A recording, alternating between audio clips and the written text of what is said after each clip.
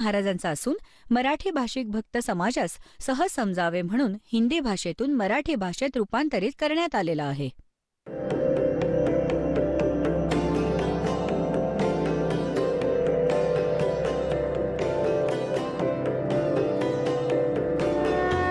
और ज्ञान सब ज्ञानडी कबीर ज्ञान सो ज्ञान और जैसे घोड़ा तोब का करता चले मैदान.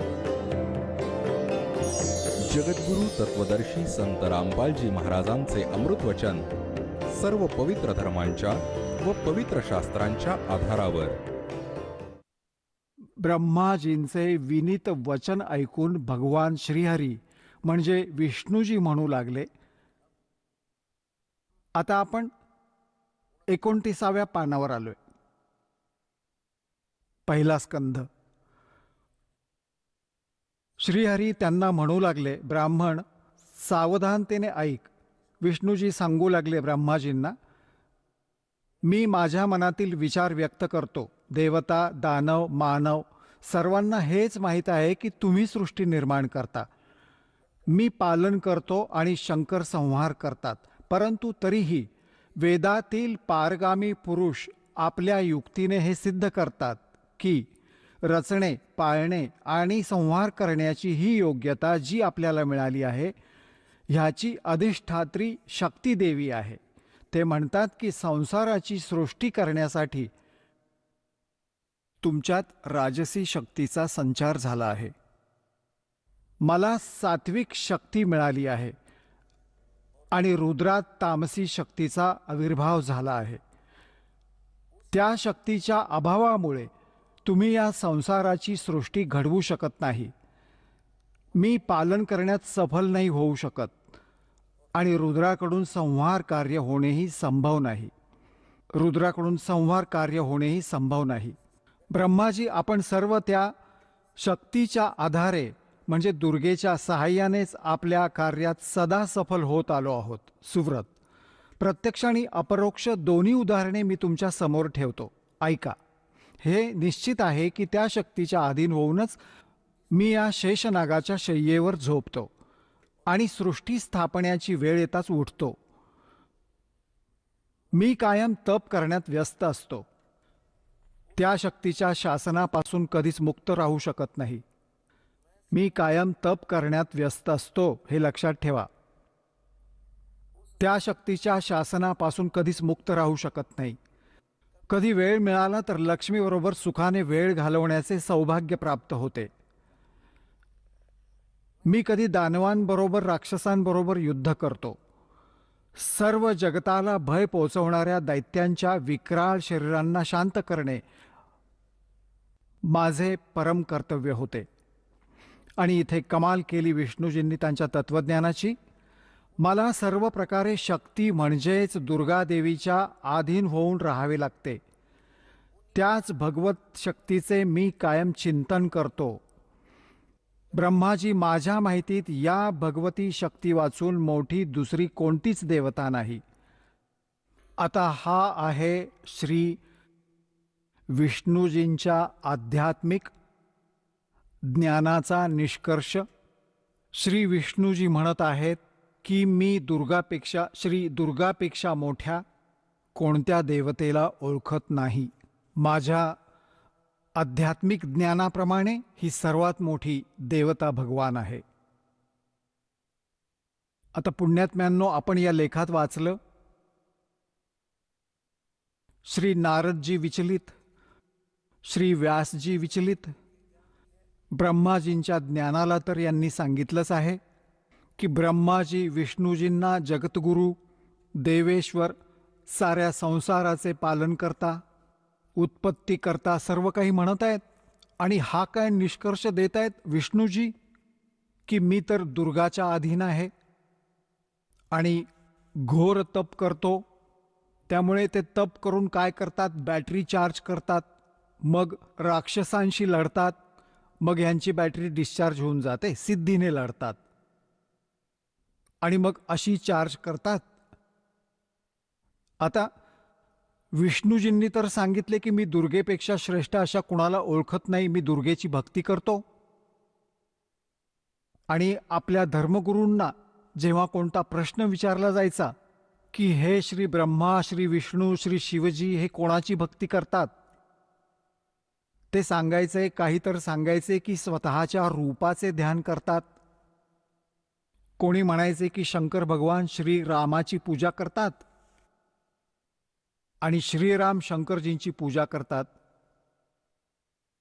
आणि काही म्हणायचे की नाही, हे तर कुणाची पूजा करणार, हे तर स्वयं आहेत.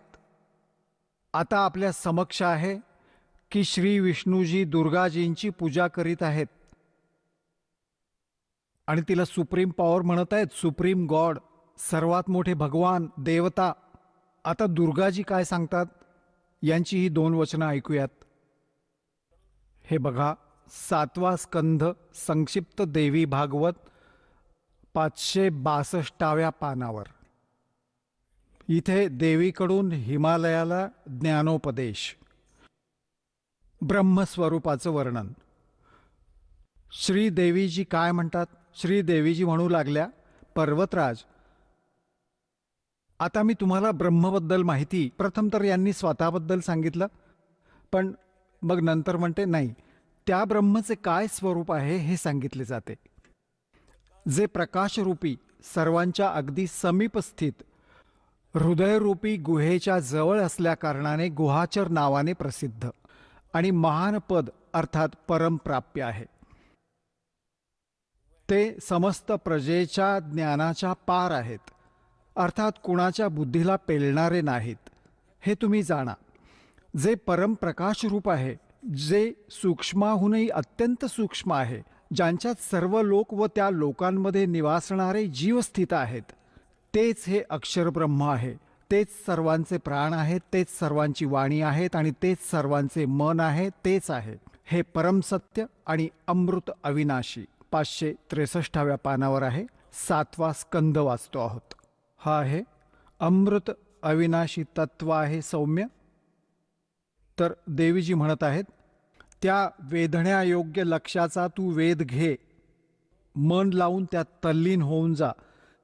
सौम्य उपनिषदात कथित महान अस्त्ररूप धनुष्य घेऊन उपासनेने तीक्ष्ण केलेला बाण साध आणि मग भावानुगत चित्ताद्वारे तो बाण खेचून त्या अक्षररूप ब्रह्मलाच लक्ष बनवून एकाग्र हो. प्रणव म्हणजे ओम, धनुष्य आहे, जीवात्मा बाण आहे आणि ब्रह्म हे त्याचं लक्ष म्हणलं जातं. आता यामध्ये काय म्हणलं आहे?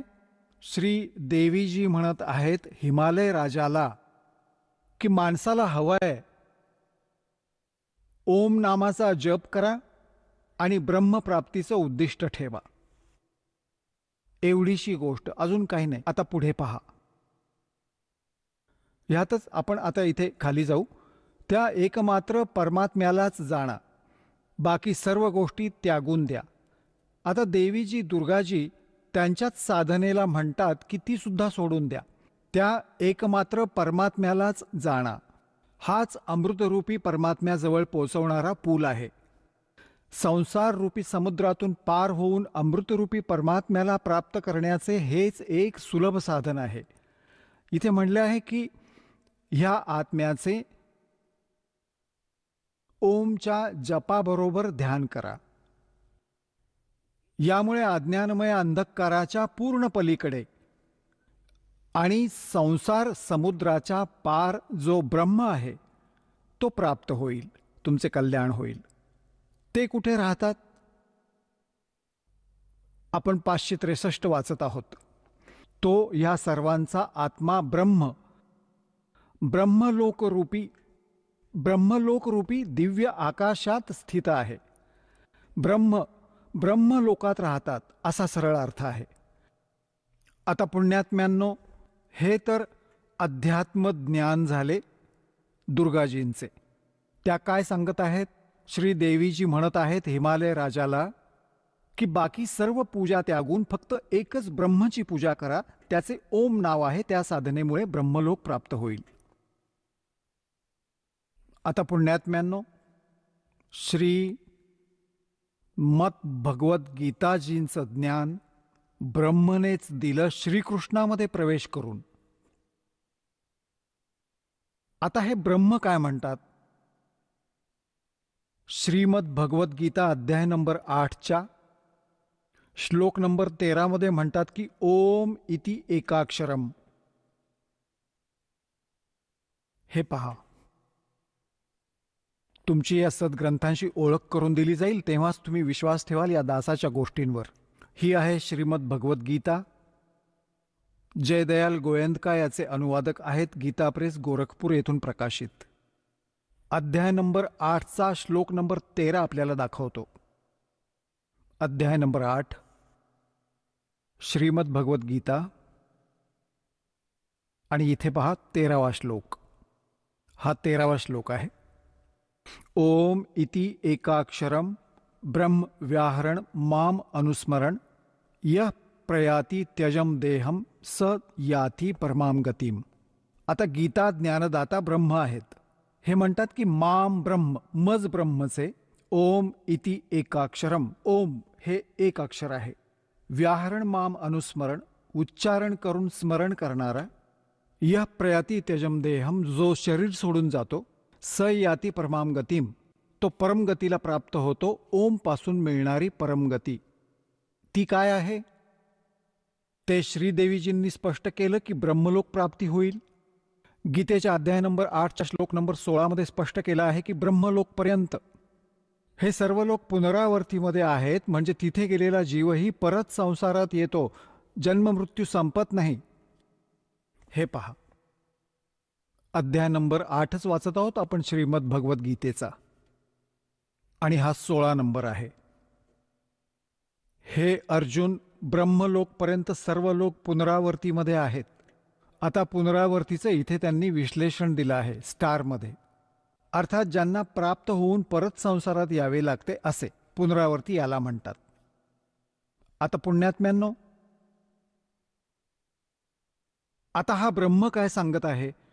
गीता अध्याय नंबर 4च्या श्लोक नंबर 5 पासून 9 पर्यंत हा काय म्हणतो की अर्जुना, तुझे आणि माझे खूप जन्म झाले आहेत, तुला माहीत नाही, मला माहीत आहे.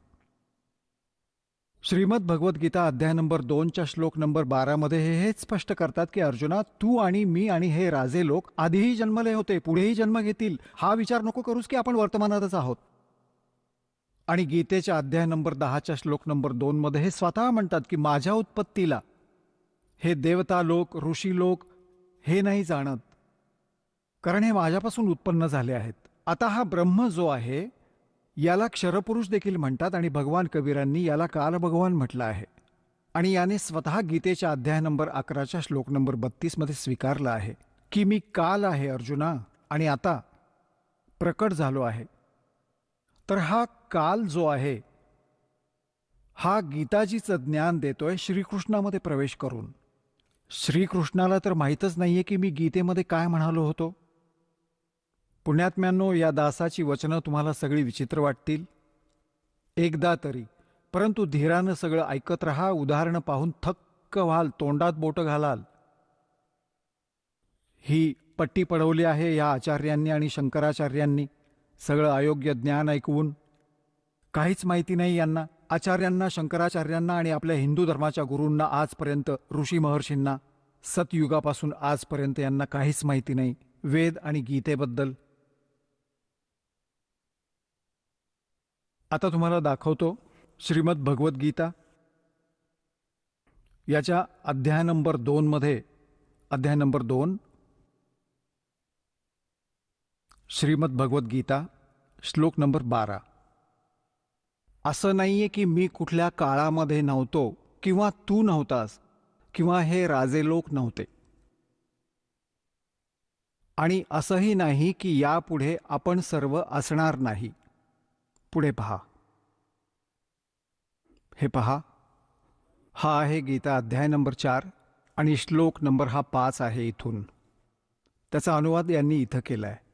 हे परंतप अर्जुन, माझे आणि तुझे खूप सारे जन्म झालेले आहेत.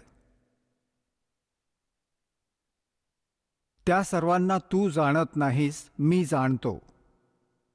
मग इथे 9व्यामध्ये काय म्हणले आहे की, हा 9वा श्लोक आहे 4थ्या अध्यायातील. हे अर्जुन, माझे जन्म आणि कर्म दिव्य अर्थात अलौकिक आहे. आता इथे काय सांगितलंय, अध्याय नंबर 2च्या श्लोक नंबर 17 म्हणले आहे की अर्जुन, नाश रहित तर त्याला जाण ज्यामुळे संपूर्ण जग व्याप्त आहे. या अविनाशीचा विनाश करण्यास कोणीही समर्थ नाहीये. म्हणजे गीता ज्ञानदात्याहून इतर आहे कोणी जो वास्तवात अविनाशी आहे. गीतेच्या अध्याय नंबर 15च्या श्लोक नंबर 1 ते 4 आणि 16-17 मध्ये या 3 प्रभूंची माहिती आहे, 3 पुरुषांची. आणि प्रथम तुम्हाला अध्याय नंबर 10चा श्लोक नंबर 2 दाखवतो. हे पहा. अध्याय नंबर 10 श्रीमद भगवद गीता, अध्याय 10 आणि श्लोक 2 मध्ये, माझ्या उत्पत्तीला हे जे काही लिहितात प्रभवम म्हणजे उत्पत्तीला ना देवता लोक जाणतात आणि ना महर्षीजनही जाणतात, कारण की मी सर्व प्रकारांनी देवतांचं आणि महर्षींचं मूळ कारण आहे. आता हे काय स्पष्ट झालं की गीता ज्ञानदाता हा ब्रह्म आहे, क्षरपुरुष आहे. श्रीकृष्णामध्ये प्रवेश करून हा बोलत आहे. हे म्हणतात माझा जन्म तर झाला आहे, उत्पत्ती तर झाली आहे, पण ब्रह्मा विष्णू महेश व ऋषी हे नाही जाणत, कारण हे यापासूनच जन्मले आहेत. ही यांची मुले आहेत. ब्रह्मा विष्णू महेश हे ब्रह्मचे पुत्र आहेत आणि दुर्गा या ब्रह्मा विष्णू महेशजी यांच्या माता आहेत, श्री दुर्गाजी. आता गीता ज्ञानदात्याने ब्रह्मने स्पष्ट केले आहे की मी नाशवंत आहे. माझा तर जन्ममृत्यू होतो, तर याच्या साधकाचाही जन्ममृत्यू होणार, कारण ब्रह्मलोकात जाणार आणि ब्रह्मलोकात गेलेला जीव परत जन्ममृत्यूमध्ये येतो. श्रीमद भगवद गीता अध्याय नंबर 15च्या श्लोक नंबर 1 ते 4 आणि 16-17 मध्ये 3 पुरुष सांगितले आहेत. उलटा लटकलेला संसार रूपी वृक्ष आहे, याच्या वरच्या बाजूला मुळे आहेत समजा, खाली 3 गुणरूपी शाखा. आता गीता ज्ञानदात्याने केवळ एवढेच संकेत केले आहेत. वर मूळ आहे संसार रूपी वृक्षाचे आणि खाली 3 गुणरूपी शाखा आहेत, बस. शेषसाठी सांगितलं आहे की तो तत्वदर्शी संत सांगेल. गीताजी अध्याय नंबर 4च्या श्लोक नंबर 34 मध्ये ज्याविषयी बोलले आहेत. आणि मग त्याची ओळख सांगितली आहे गीतेच्या अध्याय नंबर 15च्या श्लोक नंबर 1 मध्ये, की या उलट्या लटकलेल्या संसार रूपी वृक्षाच्या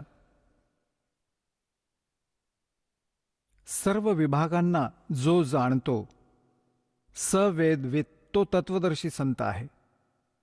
हे पहा, 15वा अध्याय आहे श्रीमद भगवद गीतेचा आणि प्रथम श्लोक आहे.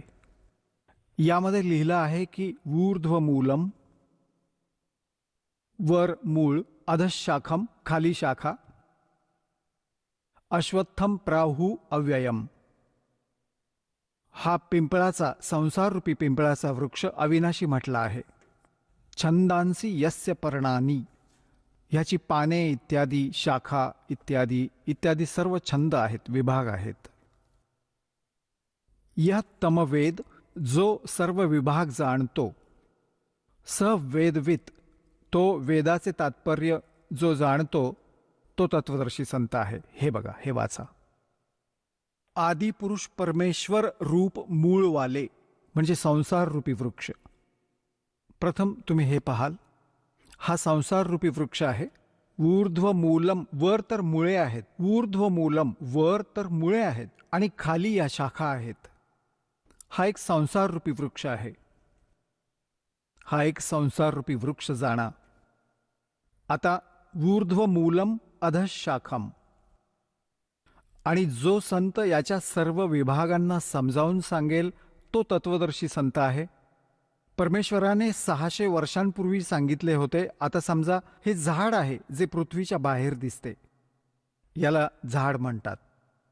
तर परमात्मा कबीरजी स्वतः जेव्हा तत्वदर्शी संताची भूमिका निभावण्यास येतात, सहज शरीर येतात, जसं की वेदांमध्ये प्रमाण आहे. ते आपला ज्ञानोपदेश देतात. कबीर अक्षर पुरुष एक पेड़ है, निरंजन यानी सरपुरुष वा की डार, और तीनों देवा शाखा हैं, ये पात रूप संसार. आणि मुळे गुप्त आहेत, उपरोक्ष आहेत. हे पहा, आता इथे काय सांगितलंय? अक्षर पुरुष एक वृक्ष आहे. आता समजा अक्षर पुरुष तणा आहे या संसार रूपी वृक्षाचा. इथून मोठी फांदी फुटते, यापैकी एक मोठी फांदी ही क्षरपुरुष आहे. हा अक्षर पुरुष आहे, याला परब्रह्मही म्हणतात. हा अक्षर पुरुष आहे एवढा. आणि यातून ही फांदी फुटली मोठी, हा क्षरपुरुष ब्रह्म समजा. क्षरपुरुष ब्रह्म ज्योत निरंजन. आणि याचे हे 3 पुत्र आहेत. रजगुण ब्रह्माजी, सतगुण विष्णूजी, तमगुण शिवजी आणि पातरूप संसार. आता हे हे हे गुप्त आहे, हे परमात्मा स्वतः आहेत. आता आपण वाचूया श्रीमद भगवत गीता अध्याय नंबर 15 श्लोक नंबर 1 ते 4 आणि 16, 17. यामध्ये कॉन्सेप्ट क्लिअर होईल. बघा, हा 15वा अध्याय आहे. हा आपण वाचला. प्रथम मंत्र, प्रथम श्लोक. ऊर्ध्व मूलम, मुळे तर वर, खाली शाखा. हा संसाररूपी पिंपळाचा वृक्ष, अविनाशी वृक्ष समजा. छंदांसी यस्य पर्णानी, म्हणजे मुळे, शाखा, पाने इत्यादी याचे विभाग आहेत. आणि हा तमवेद, जो ह्याला जाणतो. सवेदवित आदी, आदी पुरुष परमेश्वर मूलवाले यांनी अधशाखाचा अर्थ चुकीचा दिलाय. ब्रह्मरूप मुख्य शाखा केलाय. नाही, हे पहा, दुसऱ्या श्लोकात 2 वेळा अध शब्द आहे. याचा अर्थ इथे दिला आहे यांनी. अध म्हणजे खाली. अध म्हणजे खाली. स्पष्ट आहे, अध म्हणजे खाली. तर इथेही अधच लिहायचं होतं. त्यांना ज्ञान नव्हतं, त्यामुळे ते विचलित होत होते. ऊर्ध्व मूलम अधशाखम, वर मुळे आणि खाली शाखा असणारा या संसाररूपी पिंपळाच्या वृक्षाला अविनाशी म्हणतात. वेद ज्याची पानं सांगितली आहेत, अशा संसार वृक्षाला जो पुरुष, जी व्यक्ती मुळासहित तत्वाने जाणतो, मुळापासून सर्व भागांना तत्वाने जाणतो, योग्य जाणतो, सवेदवित, तो आहे वेदांच्या तात्पर्याला जाणणारा, अर्थात तो तत्वदर्शी संत आहे. ज्या विषयाबाबत 4थ्या अध्यायाच्या 34व्या श्लोकात म्हटले आहे की तत्वदर्शी संताकडे जाऊन परमात्म तत्वाच्या ज्ञानाला जाण. त्यानंतर ते जे म्हणतात तसे केल्याने मग तो जीव कधीही परत संसारात जन्म घेत नाही. त्याचा जन्म मृत्यू कायमसाठी संपुष्टात येतो. 15व्या अध्यायात 1 पासून 4 पर्यंतचा हा सारांश आहे. पुढे काय सांगितलं आहे की या शाखा कोण आहेत? रजगुण ब्रह्मा, सतगुण विष्णू, तमगुण शिवजी. बघा, हा 15वा अध्याय आपण वाचतोय. आपण 1 श्लोक क्लिअर केला. आता दुसरा. यात लिहिलंय की त्या संसार रूपी वृक्षाचे 3ही गुणरूप, 3ही गुण रूप या शाखा. हा विषय भोगरूप, विषय प्रवाला, विषय विकारोवाली, हे देव, मनुष्य, तिर्यक 3ही नावं लिहिली आहेत. या शाखा आहेत. अध म्हणजे खाली, ऊर्ध्व म्हणजे वर पसरल्या आहेत. मनुष्य लोकात कर्मानुसार बांधली जाणारी ही मुलांनी म्हणजे मुख्य कारणे आहेत. खाली आणि वर पसरल्या आहेत. सगळीकडे नाही, फक्त खाली आणि वर. आता इथे ही कॉन्सेप्ट क्लिअर करावी लागेल. आता हे स्पष्ट करावे लागेल की हे रजगुण ब्रह्माजी, सतगुण विष्णूजी, तमगुण शिवजी आहेत. यासाठी पहा मार्कंडेय पुराण. हे मार्कंडेय पुराण. आणि हे कुठून प्रकाशित आहे? गीता प्रेस गोरखपूरहून. प्रकाशक आणि मुद्रक आहेत गीता प्रेस गोरखपूर, गोविंद भवन कार्यालय, कोलकाताचे संस्थान. याच्या 122-23 पानावर दाखवतो तुम्हाला. हे पहा, हे संक्षिप्त मार्कंडेय पुराण. पान 122 पासून आपण प्रारंभ करूया. इथं लिहिलं आहे की मार्कंडेयजी म्हणाले, मार्कंडेयजी ज्ञान देत आहेत. आता आपण 123 वर येऊया. 123 वर इथे आलो. रजोगुण प्रधान ब्रह्मा, तमोगुण प्रधान रुद्र आणि सत्व प्रधान विश्वपालक विष्णू आहे. याच 3 देवता आहेत आणि हेच 3 गुण आहेत. आता पुण्यात्म्यांनो, हे आपले धर्मगुरू आचार्य शंकराचार्य मंडलेश्वर यांच्यापैकी कोणीतरी योग्य सांगतात जेव्हा त्यांना कोणी प्रश्न विचारतं. की काय रजगुण ब्रह्मा, सद्गुण विष्णू, तमगुण शिवजी आहेत जे अगदी निष्पक्ष आहेत? ते तर योग्य सांगतात की हो नक्कीच शास्त्रात असंच लिहिलं आहे. आणि जे हुशारी दाखवतात, आपल्या अज्ञानाची साक्ष देतात, ते म्हणतात नाही, ब्रह्मा विष्णू महेश काय मूळ थोडेच आहेत. गुण तर मूळ आहेत, परंतु हे गुणी आहेत, गुण नाहीये, गुणातीत आहेत. सांगा काय अक्कल आहे यांना? जशी मिरची आहे आणि मिरचीचा गुण आहे तोंड जाळणं. आता कोणी म्हणेल की काय मिरचीमुळे तोंड जळतं? ते म्हणतात नाही नाही, मिरचीमुळे थोडंच तोंड जळतं. गुणी आहे, ती गुणांनी रहित आहे. प्रत्येक मिरचीत गुण तर आहेच ना तो जाळण्याचा. तर अशीच ही जास्त हुशारी दाखवतात, कारण त्यांचा मूळ उद्देशच लोकांना संभ्रमित करायचं. आपला उद्देश साध्य करून घेतात. यांना लोकांशी काही देणं घेणं नाही. अशा व्यक्ती असतात. परंतु काही अशाही व्यक्ती आहेत जे सत्य सांगतात की शास्त्रात असंच लिहिलं आहे, ते आपल्या समक्ष आहे, अजून दाखवतो. हे पहा, श्रीमद देवी भागवत हिंदी टीका सहित भाग 1 यामध्ये संस्कृत ग्रंथही बरोबर आहे. अथ देवी भागवतम सभाषाटिकम समात्म्यम. आता खेमराज श्रीकृष्णदास प्रकाशन मुंबई. खेमराज श्रीकृष्णदास प्रकाशन मुंबई. आता याच्या 3ऱ्या स्कंधात आपण आलो आहोत. अथ श्रीमद देवी भागवते भाषा टीकायुते तृतीय स्कंदः प्रारंभ्यते. याच्या 3ऱ्या स्कंधाच्या 11व्या पानावर आपण वाचू. हे 11वे पान आहे. हा 5वा अध्याय आहे. याचा 8वा श्लोक आहे. भगवान शंकर त्यांच्या माता दुर्गेला म्हणत आहेत, हे माता, हे माता, जर आपल्यावर नेहमी आपण दयायुक्त असाल तर आम्हाला तमोगुण कशा प्रकारे प्रदान केले आहेत? ब्रह्मा रजोगुण आणि हरी सत्वगुण युक्त केले आहे. आता संस्कृत पहा. हे संस्कृत देखील वाचू आपण, कारण आपण शिक्षित आहोत. यदि दयार्द्रमना न सदांबिके कथमहम विहितश्च. का मी हे रचलं, का बनवलं? तमोगुण, मला तमोगुणी का बनवलं? कमलजश्च, कमळातून उत्पन्न होणारे ब्रह्मा. रजोगुण संभवा, का रजोगुणी उत्पन्न केला?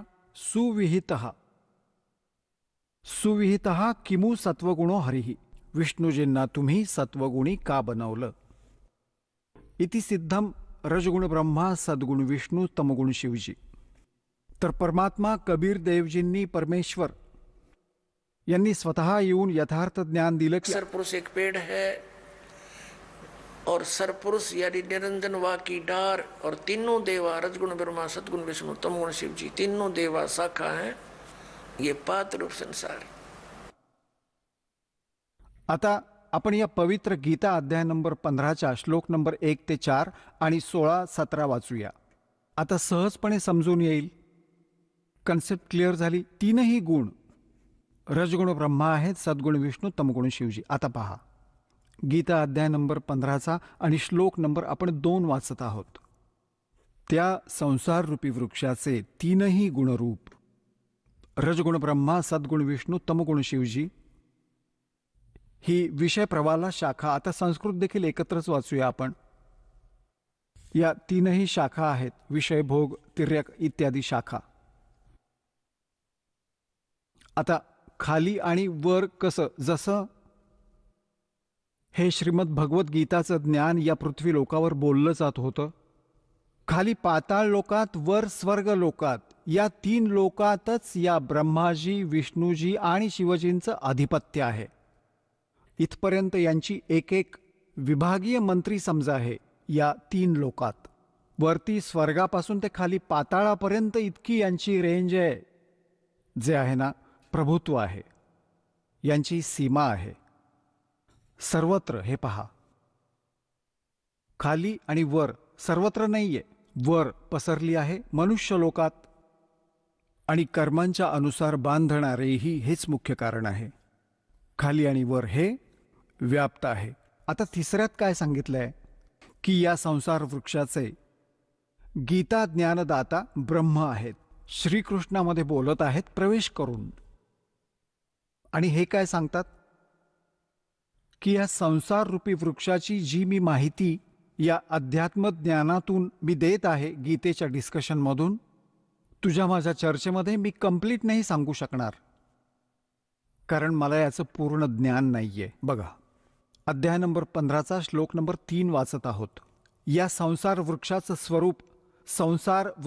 स्वरूप जसं म्हटलं आहे तसं इथे विचार कालमध्ये तुझ्या माझ्या चर्चेमध्ये गीताजीच्या डिस्कशनमध्ये नाही मिळू शकणार. म्हणजे मी नाही जाणत या पूर्ण संसाराचा आदी आणि अंत.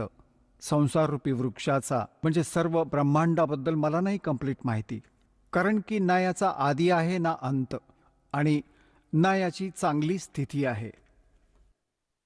म्हणून या सुविरूढ मूलम म्हणजे मूळ जे आहे तो परमात्मा आहे, अविनाशी आहे. त्याचा लोक सुद्धा अविनाशी आहे. अतिदृढ मूलवाले म्हणजे याच्या अविनाशी मूळ असणाऱ्या संसार रूपी पिंपळाच्या वृक्षाला दृढेन म्हणजे दृढ, असंग शस्त्रेणचा अर्थ यांनी केला वैराग्य रूपी शस्त्राद्वारे नाही, तत्वज्ञान रूपी शस्त्राद्वारे कापून म्हणजे चांगल्या प्रकारे समजून. आता चौथ्यात काय म्हटलं आहे? 15व्या अध्यायाचा 4था श्लोक. त्याच्यानंतर त्या परमपद रूपी परमेश्वराला चांगल्या प्रकारे शोधले पाहिजे, ज्यामध्ये गेलेले पुरुष परत फिरून संसारात येत नाहीत, आणि ज्या परमेश्वराकडून या पुरातन संसार रूपी वृक्षाची प्रवृत्ती विस्ताराला प्राप्त झाली आहे, त्याच आदी पुरुष नारायण म्हणजे परमअक्षर ब्रह्मच्या शरणी मी आहे. अशा प्रकारे दृढ निश्चय करून त्या परमेश्वराचंच मनन आणि नित्यध्यास केला पाहिजे. आता यात काय स्पष्ट झालं की गीता ज्ञानदाता म्हणतो की मी कंप्लीट नॉलेज नाही ठेवत, आणि तत्वदर्शी संतांकडे जाऊन त्यांना समज. त्यानंतर परमेश्वराच्या त्या परमपदाचा शोध घेतला पाहिजे जिथे गेल्यावर साधक परत फिरून या संसारात कधी येत नाही, म्हणजे त्यांना संपूर्ण मोक्ष मिळतो. गीता ज्ञानदाता आपली स्थिती स्पष्ट करताना गीता अध्याय नंबर 2च्या श्लोक 12मध्ये, गीताजी अध्याय नंबर 4च्या श्लोक 5 आणि 9 मध्ये, गीता अध्याय नंबर 10च्या श्लोक नंबर 2 मध्ये स्पष्ट करतात की अर्जुन, तुझे आणि माझे खूप जन्म झाले आहेत. तू नाही जाणत, मी जाणतो. यावरून सिद्ध होतं की हा तर नाशवंत आहे. स्पष्ट झालं. हे देखील स्पष्ट झालं की ब्रह्म आहे जो गीता सांगत आहे श्रीकृष्णाद्वारे, ज्याचं ओम नाव आहे. ओम नामाच्या जपाने ब्रह्मलोक प्राप्त होतो. ब्रह्मलोकात गेलेले जीव जन्म मृत्यूच्या फेऱ्यातच राहतात. तर हे ब्रह्मच्या साधनेनेही मोक्ष प्राप्त नाही होऊ शकत, ते स्थान प्राप्त नाही होऊ शकत जिथे गेल्यानंतर साधक कधी परतून संसारात येत नाही. ते कोण आहेत? ते परमअक्षर ब्रह्मची साधना केल्याने, जसे गीतेच्या अध्याय नंबर 4च्या श्लोक नंबर 25 पासून 30 पर्यंत गीता ज्ञानदात्याने म्हटले आहे. कोणी देवतांची पूजा करतात, कोणी फक्त कडक व्रत ठेवतात, जसं हे अहिंसावादी व्रत ठेवतात, जसे तोंडावर पट्टी बांधून अनवाणी पायांनी फिरणे, आणि काही स्वाध्याय करतात, जसे गीतेचे नित्य वाचन करणे, वेदांचा अभ्यास करत राहणे. कोणी प्राणायाम करतात, कोणी केवळ हवन यज्ञही करतात, आणि सर्वच आपल्या साधनांना पापनाशक जाणतात. जर त्यांना समजलं की त्या पापनाशक नाही आहेत, तर कोणी करणार नाहीत त्या. हा साधक तोपर्यंतच ती साधना करतो जोपर्यंत त्याला हे माहीत नाही की हे योग्य नाहीये. तो सोडून देईल त्या दिवशी. तर यासाठी सांगितलं आहे की 4थ्या अध्यायाच्या 32व्या श्लोकात की अशा प्रकारचे जे 25 पासून आणि 30 पर्यंत ज्या श्लोकांमध्ये माहिती दिली आहे, अशा प्रकारची खूप सारी धार्मिक यज्ञांची, धार्मिक अनुष्ठानांची माहिती सच्चिदानंद घनब्रह्मच्या वाणीत विस्ताराने दिली गेली आहे. आता सच्चिदानंद ब्रह्मची वाणी, कारण ते परमात्मा सतलोकातून चालत येतात, आपल्या मुखकमलातून उपदेश देतात, ज्ञान ऐकवतात. तो सूक्ष्म वेद असतो, ते तत्वज्ञान असतं. ते तत्वज्ञान आहे, त्यामध्ये अतिशय विस्ताराने हा आध्यात्मिक मार्ग सांगितला गेला आहे, आध्यात्मिक ज्ञान म्हटलं गेलंय. आता पहा, अध्याय नंबर 4 कडे घेऊन जाऊया तुम्हाला आधी थोडं. श्रीमद भगवद्गीता अध्याय नंबर 4 आणि श्लोक नंबर 25 मध्ये दुसरे योगीजन देवतांचे पूजनरूप यज्ञ, यज्ञ म्हणजे धार्मिक अनुष्ठान, चांगल्या प्रकारे करतात. पर्युपासते म्हणजे पूजन करतात. आणि अन्य योगीजन ब्रह्मसाधना करतात, याचा हा अर्थ आहे. आणि 26 मध्ये म्हटलं आहे की इतर योगीजन श्रोत्रादी समस्त इंद्रियांना संयमरूप अग्नीमध्ये हवन करतात, दुसरे शब्दादी करत राहतात. हे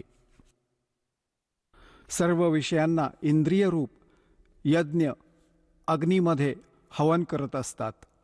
27 मध्ये लिहिलं आहे की दुसरे योगीजन क्रिया, संपूर्ण क्रिया इंद्रियांना, इंद्रियांच्या संपूर्ण क्रिया आणि प्राणांच्या समस्त क्रियांना ज्ञानाने प्रकाशित आत्मसंयम अग्नीमध्ये हवन करतात. म्हणजे काही तर स्वतःच्या इंद्रियांना संयमित करण्याच्या प्रयत्नात असतात. 28 मध्ये म्हटलंय की अनेक पुरुष द्रव्यासंबंधी यज्ञ करणारे आहेत, म्हणजे भंडारे करतात, रजया वाटतात, कुठे मंदिरं बनवतात, अशा प्रकारे करत राहतात. आणि काही तपश्चर्या करत राहतात. म्हणण्याचं तात्पर्य हे आहे की आता आपण 32 वर येऊया, आपल्या फायद्याची गोष्ट पाहूया. हे गीता अध्याय नंबर 4च्या श्लोक नंबर 32 मध्ये काय म्हटलं आहे. यात काय आहे की एवं बहुविधः यज्ञाः विततः ब्रह्मणः मुखे. हा ब्रह्मण शब्द लिहिलाय, यांनी अनुवाद चुकीचा केलाय. कर्मजान विद्धि तान सर्वान एवं ज्ञात्वा विमोक्षसे. अशा प्रकारे अजूनही अनेक प्रकारचे यज्ञ, यज्ञ म्हणजे धार्मिक अनुष्ठान. ब्रह्मण मुखे यांनी वेदाच्या वाणीमध्ये असं केले, ते चुकीचं केलंय. इथे पहा, अध्याय नंबर 17च्या श्लोक नंबर 23 मध्ये हाच ब्रह्मण शब्द आहे. याच्यामध्ये श्रीमद भगवद्गीता अध्याय नंबर 17चा श्रीमद भगवद्गीता आणि श्लोक नंबर 23 मध्ये ओम तत्सत इति निर्देशः ब्रह्मणः त्रिविधः स्मृतः. ब्राह्मणः तेन वेदाच यज्ञाच विहितः पुरा. याचा अनुवाद काय केलं की ओम ओम तत् तत् सत सत ओम तत्सत असे हे 3 प्रकारचे ब्रह्मण म्हणजे सच्चिदानंद घनब्रह्मचं नाव म्हटलं आहे. ब्रह्मणचा अर्थ सच्चिदानंद घनब्रह्म समजा. आता इथे जाऊया परत. गीतेच्या 4थ्या अध्यायाच्या 32व्या श्लोकात पाहू.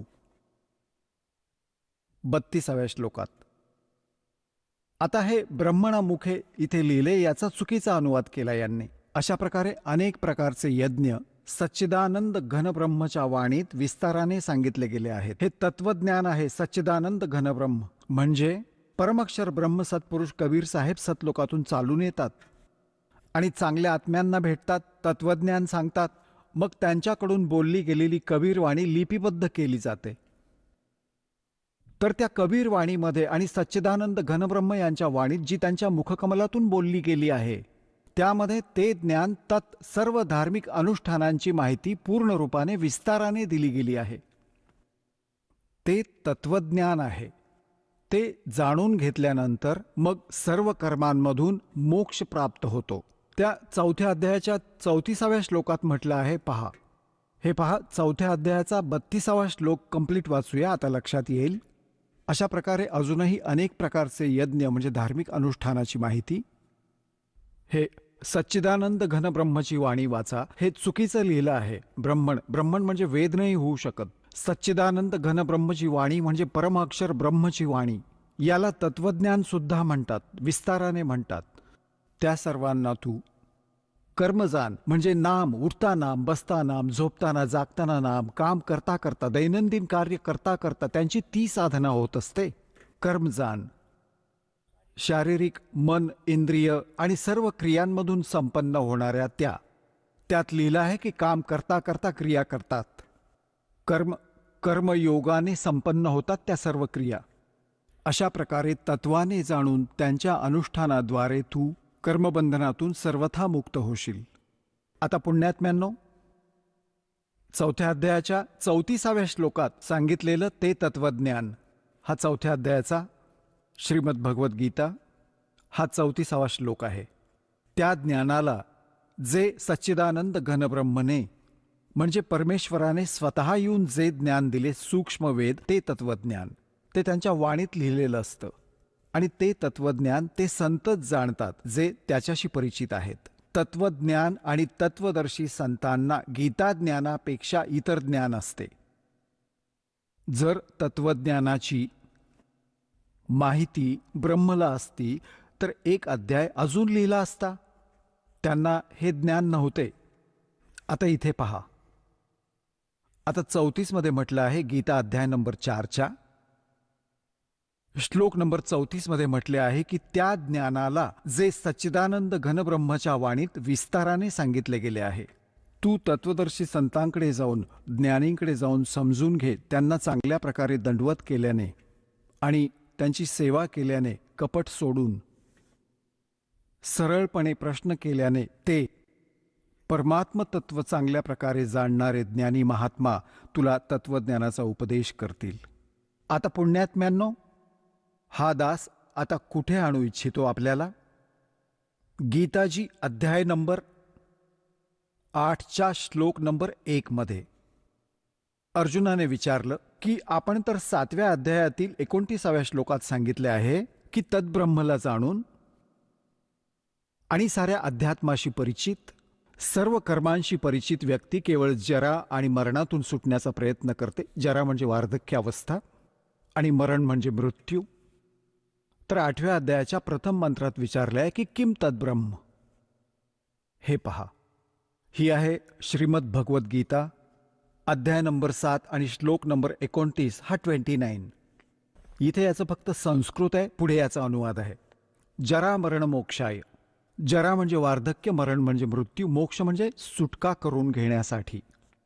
माम आश्रित्य यतंती ये ते ब्रह्म तत् विदुः कृत्स्नम अध्यात्मम कर्म च अखिलम.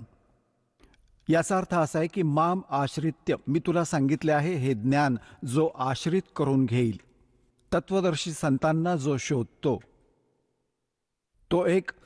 तो आहे जरामरण मोक्षातून सुटण्यासाठी यतंती प्रयत्न करतो आहे. वे ते तत्ब्रह्माला आणि संपूर्ण ते तत्ब्रह्मला जाणतात आणि सर्व अध्यात्मज्ञान आणि सत्कर्मांशी परिचित आहेत. हे पहा, हा अनुवाद आहे 7व्या अध्यायाच्या 29व्या श्लोकाचा. जो माझ्या शरणी येऊन आश्रित, याचा अर्थ तर या दासाने सांगितला तोच योग्य आहे. माझ्या या ज्ञानाचा आश्रित झालास की तू तत्वदर्शी संतांना शोधू शकशील. त्यानंतर त्या प्राप्त ज्ञानाच्या आधाराने जे केवळ जरा आणि मरणातून सुटण्याचा प्रयत्न करतात ते त्या तद्ब्रह्मशी आणि सर्व आध्यात्मिक ज्ञानाशी आणि सर्व कर्मांशी परिचित आहेत. हे पहा, आता 7व्या अध्यायाचा 29वा श्लोक गीताजीतील आपण वाचत आहोत. जो मला आश्रित्य म्हणजे शरण येऊन जरा आणि मरण, जरा म्हणजे वार्धक्य, मरण म्हणजे मृत्यू पासून सुटण्यासाठी प्रयत्न करतात ते त्या ब्रह्मला आणि संपूर्ण अध्यात्माला. हे पहा, तो तत् ब्रह्म त्या ब्रह्मला, संपूर्ण अध्यात्माला आणि संपूर्ण कर्मांना जाणतात. इथे 8वा अध्याय प्रारंभ होतो. याचा पहिला श्लोक आहे 8व्या अध्यायाचा. यात विचारलं आहे किम तद्ब्रह्म. तुम्ही ज्या ह्या तत्ब्रह्माबद्दल सांगितलं आहे की तत्ब्रह्मला, त्या ब्रह्मला आणि संपूर्ण अध्यात्माला, सर्व कर्मांना जाणतात. इथे विचारलं आहे 8व्या अध्यायाच्या प्रथम श्लोकात किम तद्ब्रह्म आणि किम अध्यात्मम, किम कर्मपुरुषोत्तम, किम अधिभूतच, किम प्रोक्तम, अधिदेवम, किम उच्चते. याचं उत्तर दिलं आहे 8व्या अध्यायाच्या 3ऱ्या श्लोकामध्ये. हा 8व्या अध्यायाचा हा 3रा श्लोक आहे. तो परमअक्षर ब्रह्म आहे. परम अक्षर ब्रह्म आहे 3ऱ्या श्लोकात. आता पुण्यात्म्यांनो, आता आपण येऊया गीतेच्या अध्याय नंबर 15च्या श्लोक नंबर 16 आणि 17 मध्ये. यामुळे सगळी कॉन्सेप्ट जी दास करू इच्छितो ती क्लिअर होऊन जाईल. हा पहा, हा गीता अध्याय नंबर 15 आणि इथे हा 16वा श्लोक आहे. इथे 2 पुरुष सांगितले आहेत, दिव्यम द्वौ इमौ पुरुषौ, दोन पुरुष, दोन प्रभू, दोन स्वामी, एक क्षर आणि एक अक्षर. याला क्षरपुरुष म्हणा. हे दोन्ही पुरुष इथे बघू शकता, क्षरपुरुष आणि अक्षरपुरुष. आणि इथे या अनुवादाचा एक अनुवाद बघूया. ह्या संसारात नाशवंत आणि अविनाशी असे दोन प्रकारचे पुरुष म्हणजे प्रभू, पुरुष म्हणजे स्वामी, भगवान म्हटले आहेत. आणि सर्व जीवांचे शरीर नाशवंत आहे आणि आत्म्याला अविनाशी म्हटले आहे. याचा भावार्थ हा आहे की क्षरपुरुष हा तर ब्रह्म आहे आणि अक्षरपुरुष हा परब्रह्म आहे. क्षरपुरुष जो आहे तो हा ब्रह्म 21 ब्रह्मांडांचा स्वामी आहे आणि अक्षरपुरुष हा 7 शंख ब्रह्मांडांचा स्वामी आहे. हे दोघेही आणि याच्या अंतर्गत जेवढे प्राणी आहेत ते सर्व नाशवंत आहेत, परंतु जीवात्मा तर कोणाचाच मरत नाही, तो तर विषयच वेगळा आहे. आता हे स्पष्ट करून दिलं की दोन्ही नाशवंत आहेत, क्षरपुरुष आणि अक्षरपुरुष.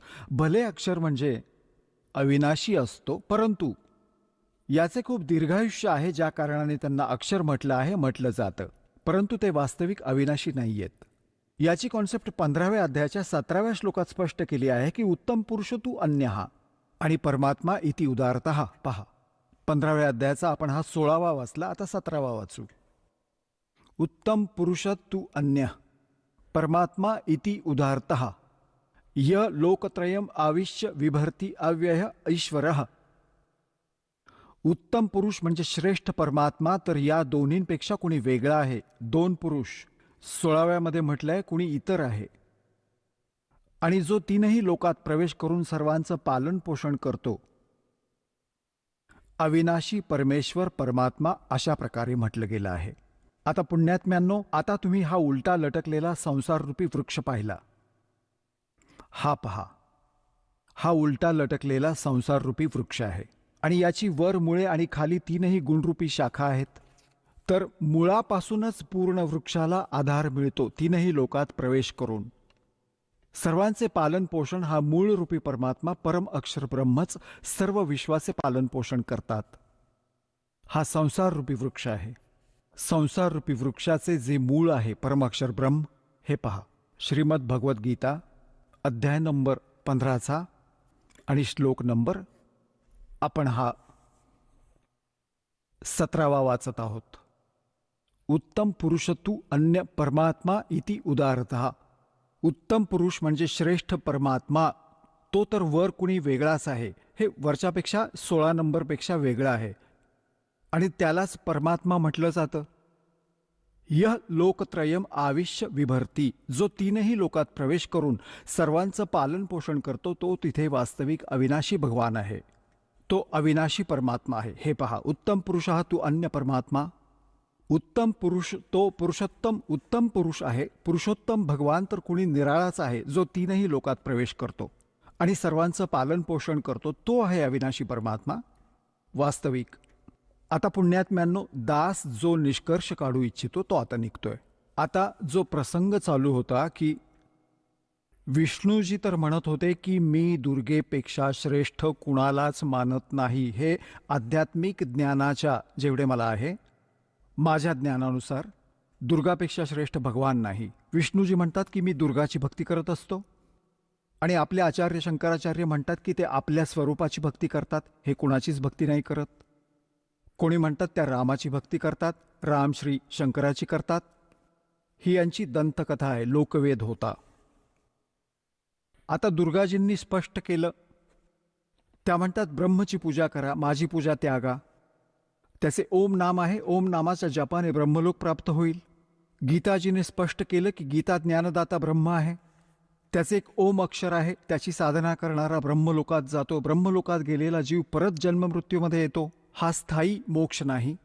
आता गीता ज्ञानदाता 18व्या अध्यायाच्या 62व्या श्लोकात आणि गीता अध्याय नंबर 15च्या 1 पासून 4 मध्ये, 18व्या अध्यायाच्या 62 आणि 66 मध्ये, या श्लोकांमध्ये हे स्पष्ट करत आहेत की त्या परमेश्वराची भक्ती केली पाहिजे, त्या परमक्षर ब्रह्मची, जे 8व्या अध्यायाच्या 3ऱ्या श्लोकात म्हटले आहे. त्याची भक्ती केली पाहिजे. त्याची साधना केल्याने जीव कधीच परतून संसारात येत नाही. परमेश्वराच्या त्या परमपदाची प्राप्ती होते. आणि गीतेच्या अध्याय नंबर 18च्या श्लोक नंबर 62 मध्ये म्हटलं आहे की तू सर्व भावाने त्या परमेश्वराला शरण जा, त्याच्या कृपेनेच तू परमशांती आणि सनातन परमधामाला प्राप्त होशील. म्हणजे पुन्हा कधी जन्ममृत्यू नाही होणार. आता यांनीच स्पष्ट केले की तुमचा आणि माझा जन्ममृत्यू कायम होत राहणार. आता पुण्यात्म्यांनो, आज सकाळीही हाच विषय होता, परंतु जोपर्यंत या सद्ग्रंथांशी ओळख होत नाही तोपर्यंत आपल्याला विश्वास नाही बसत.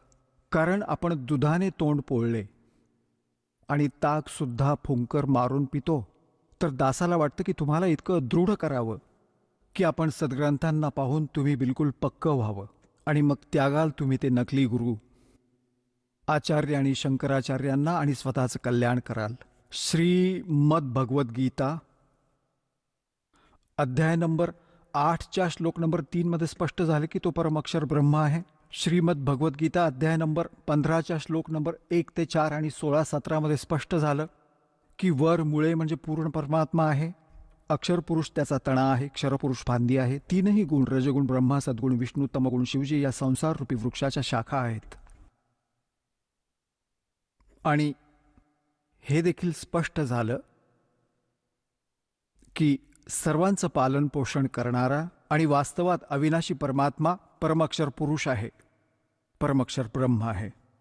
आता गीता अध्याय नंबर 8च्या श्लोक नंबर 5 मध्ये आणि 7 मध्ये गीता ज्ञानदाता आपल्या साधनेसाठी म्हणतात की माझी भक्ती कर. त्यासाठी त्यांनी मंत्र सांगितला 8व्या अध्यायाच्या 13व्या श्लोकात की माझं एक ओम अक्षर आहे, नथिंग एल्स, आणि माझी भक्ती करायची असेल तर ओम अक्षर आहे, तर मला प्राप्त होशील, परंतु युद्ध करावे लागेल. आणि परमअक्षर ब्रह्मला शरण जायचं असेल, त्याची भक्ती करायची असेल, तर त्याचा मंत्र सांगितला 17व्या अध्यायाच्या 23व्या श्लोकात. ओम तत्सत इति निर्देशः ब्रह्मणे त्रिवित समृतः. ब्रह्मणे म्हणजे तो परमअक्षर ब्रह्म.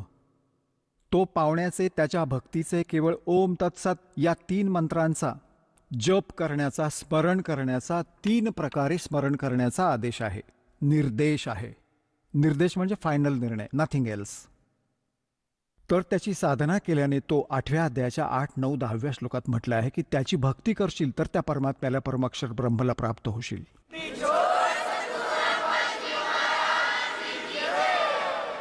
चला आता आपण त्या श्रद्धाळूंचे अनुभव जाणून घेऊयात ज्यांनी जगद्गुरू तत्वदर्शी संत रामपालजी महाराजांकडून दीक्षा प्राप्त केलेली आहे, तसेच त्यांच्याद्वारा सांगितलेल्या भक्ती मार्गावर चालत आहेत. नमस्कार. सतसाहेब. आपलं नाव? जनाबाई ज्ञानोबा आव्हाड. आपण कुठून आलात? पुणे, महाराष्ट्र. आपला व्यवसाय काय आहे? मी गृहिणी आहे. संत रामपालजी महाराजांची गुरुदीक्षा आपण कधी घेतली? 13 डिसेंबर 2015ला संत रामपालजी महाराजांची नामदीक्षा घेतली. संत रामपालजी महाराजांची गुरुदीक्षा घेण्याअगोदर आपण व आपला परिवार कोणती भक्ती साधना करत होतात? संत रामपालजी महाराजांची नामदीक्षा घ्यायच्या आधी हिंदू धर्मामध्ये जे पारंपरिक पद्धतीची भक्ती आहे ती करायचो. मंदिरात जाणे, चतुर्थी धरणे, एकादशी व्रत करणे, आणि आमच्या घरापासून आळंदी जवळ आहे तिथे संत ज्ञानेश्वराची समाधी आहे, तिथे दर्शनाला जायचो. साई मंदिर पण आहे, साई मंदिरला जायचो. आणि आमच्या घरी देवीची परडी आहे, ती नवरात्रामध्ये नाही 9 दिवस घट बसवणे, ते परड्या भरणे, 9 सवासणी जेव घालणे, असे हे भक्ती साधना करायचो. जसं तुम्ही सांगत आहात की आपण महाराष्ट्रामध्ये जी प्रचलित भक्ती साधना आहे ती भक्तिविधी आपण करत होतात, जसे की पूजापाठ करणे, मंदिरात जाणे, व्रतवैकल्य करणे, या सर्व भक्ती साधना आपण करत होतात. पण मला असं विचारायचं आहे की या भक्तिविधी तर आपण करतच होतात, तर आपल्याला अशी का गरज भासली की आपण संत रामपालजी महाराजांची नामदीक्षा किंवा त्यांच्याकडनं गुरु उपदेश घ्यावा, आणि आपण त्यांच्या मार्गात कसे आलात? लहानपणापासून म्हणजे आम्हाला भक्तीची आवड होती, त्यामुळे आम्ही आध्यात्मिक कार्यक्रम पाहत असायचो. आणि एके दिवस असं आध्यात्मिक कार्यक्रम बघता बघता संत रामपालजी महाराजांचा सत्संग टी व्हीला लागला, आणि आम्ही पाहिला. म्हणजे असं रोज तो सत्संग बघायला लागलो. पाहत मग एके दिवशी असं ज्ञानगंगा पुस्तक मागवलं आम्ही आश्रममधून, आणि ज्ञानगंगा पुस्तक वाचलं, आणि मग भगतजींनी आधी नामदीक्षा घेतली, आणि त्यांच्यानंतर म्हणजे 4 महिन्यांनी मी नामदीक्षा घेतली. जसं तुम्ही सांगत आहात की संत रामपालजी महाराजांचं जे सत्संग आहे हे आपण टी व्ही चॅनलच्या माध्यमातून बघत होतात, त्याचप्रमाणे ज्ञानगंगा पुस्तक हे आपण वाचलं, आणि त्यातनं आपल्याला असा बोध झाला की आपण सुद्धा संत रामपालजी महाराजांची नामदीक्षा घ्यावी. तर जेव्हा आपण संत रामपालजी महाराजांच्या शरणात आलात आणि त्यांचा गुरुमंत्राचा जेव्हा आपण जाप केला, त्यानंतर आपल्याला व आपल्या परिवाराला काय काय लाभ प्राप्त झाला?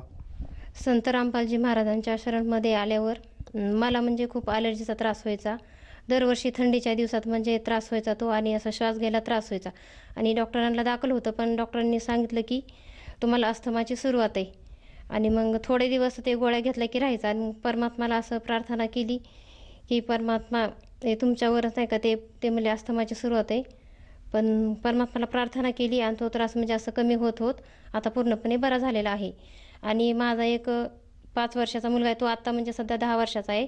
नामदीक्षा घ्यायच्या आधी त्याला दरवर्षी म्हणजे उन्हाळ्यामध्ये असं उष्णतेने ना डोक्यामध्ये फोडी यायच्या, घामगालांडी.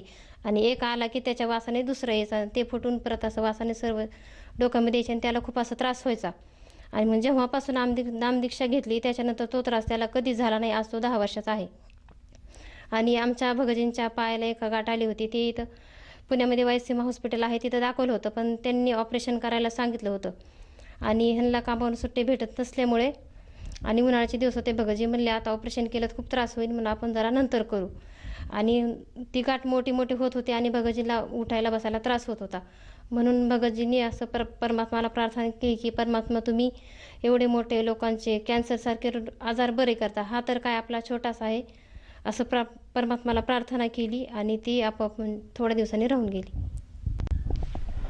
जसं तुम्ही सांगत आहात की संत रामपालजी महाराजांच्या सद्भक्तीमुळे आपल्याला व आपल्या परिवाराला बरेचसे लाभ प्राप्त झाले. आपल्याला जो काही ॲलर्जीचा त्रास होता त्यातून आपल्याला उपलब्धी झाली आणि त्यातून आपण बाहेर आलात. तो त्रास आज आपल्याला नाही आहे. परंतु मला असं विचारायचं आहे की हा जो ॲलर्जीचा जो आपल्याला त्रास होता तो किती दिवसापासून होता आणि आजच्या घडीला आपण त्या ॲलर्जीच्या त्रासासाठी किंवा त्या व्याधीसाठी आपण कुठल्याही प्रकारचे औषध उपचार घेत आहेत का? हा तो त्रास मला 3 वर्षापासून होता आणि त्याच्यासाठी ते डॉक्टरने असं पंप दिला होता. ती एक गोळी घेतली तर 3 दिवस त्रास व्हायचा नाही आणि मग परत त्रास व्हायचा. नामदीक्षा घेतल्यापासून तो आता म्हणजे पूर्णपणे बरा झाला आहे. आता एकही गोळी घेत नाही. या गोष्टीला आजच्या घडीला किती वर्ष लोटून गेलेत? 1 वर्ष झालं. जसं आपण सांगत आहात की संत रामपालजी महाराजांच्या शरणात आल्यानंतर आपल्याला जो पूर्वीचा अस्थम्याचा, दम्याचा जो काही त्रास होता, जी काही ॲलर्जीचा आपल्याला त्रास होता, तो पूर्णपणे बरा झाला. तर आज समाजामध्ये असे बरेचसे लोक आहेत की जे वेगवेगळ्या प्रकारच्या आजारांपासून त्रस्त आहेत. उदाहरणार्थ कोणाला TB झालेला आहे, कोणाला कॅन्सर आहे. असे बरेचसे असह्य रोग आज समाजामध्ये बऱ्याच लोकांना आहेत आणि त्या रोगापासून मुक्त होण्यासाठी ते धडपड करत आहेत. वेगवेगळ्या प्रकारच्या ट्रीटमेंट घेत आहेत. जो कोणी सांगेल त्याप्रमाणे ते वागत आहेत. तर अशा लोकांसाठी आपण आपल्या अनुभवातून काय संदेश द्याल? संत रामपालजी महाराजांची नामदीक्षा घेतल्यानंतर माझा अस्थमाचा त्रास बंद झाला आणि माझ्या मुलाचाही त्रास बंद झाला. संत रामपालजी महाराज शास्त्रानुसार भक्ती देतात, ती भक्ती केल्याने लाभ होतात. आणि ज्ञानगंगा पुस्तकं वाचा, ज्ञान समजून घ्या आणि नामदीक्षा घ्या आणि आपलं कल्याण करा. जसं तुम्ही सांगत आहात की संत रामपालजी महाराज हे शास्त्रोक्त भक्ती देतात आणि त्या भक्तीच्या जोरावरच साधकाला लाभ प्राप्त होतात. तर या अनुषंगाने जर एखादा साधक संत रामपालजी महाराजांची नामदीक्षा घेऊ इच्छित असेल तर तो व्यक्ती किंवा तो साधक नामदीक्षा कशी घेऊ शकेल? संत रामपालजी महाराजांची नामदीक्षा घेण्यासाठी अनेक प्रकारच्या चॅनलवरती संत रामपालजी महाराजांचे सत्संग चालत असतात. तिथे खाली एक नंबर येतो, त्या नंबरला फोन करून तुम्ही संत रामपालजी महाराजांची नामदीक्षा निःशुल्क घेऊ शकता. धन्यवाद. सतसाहेब.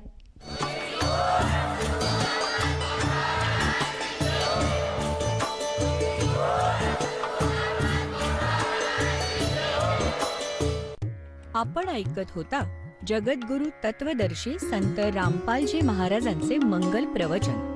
निःशुल्क नामदीक्षा प्राप्त करण्यासाठी आणि अधिक माहितीसाठी संपर्क करा 7030303951 7030303952. आमची वेबसाईट आहे www.jagadgururampalji.org.